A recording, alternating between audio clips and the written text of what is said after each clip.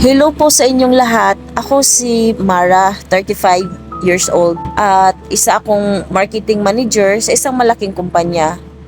Ngunit bago ang lahat ng titles na iyan, ako ay isang nanay ni Jan, ang 8 taong gulang na anak.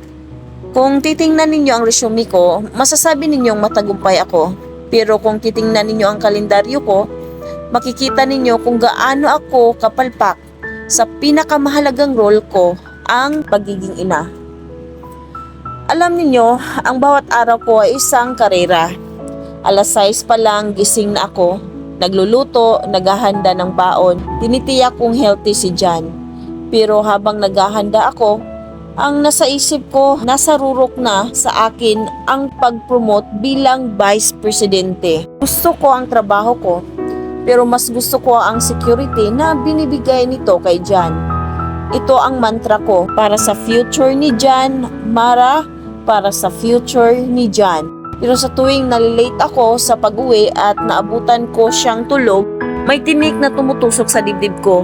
Ito ang tinatawag nilang hamburger guilt. Ang pakiramdam na sa tuwing successful ka sa opisina, mas deficient ka naman bilang ina. Hindi ko malilimutan ang araw na iyon. Ito ang araw ng arts exhibit ni Jan sa eskwelahan. Nag-sculpt siya ng isang clay figure at tuwang-tuwa siya habang sinasabi niya sa akin, "Mama ha, promise me, kahit 1 oras lang pakita ka para sa iyo ang art ko." Pumayag ako, pero biglang may emergency meeting na pinatawag ang aming CEO. Nakasalalay ang promotion ko. Kailangan kong manatili.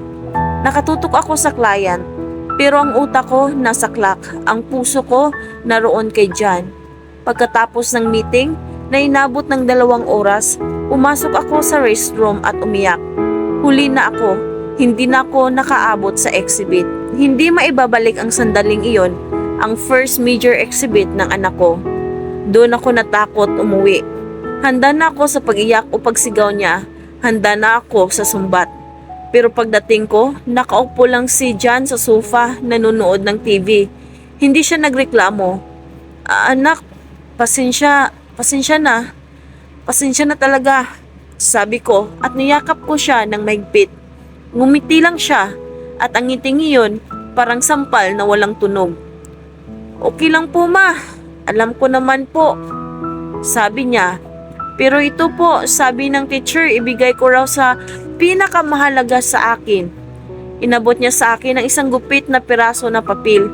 Akala ko sulat. Pero isa itong lumang resibo mula sa arts and crafts store kung saan ko binili ang clay niya.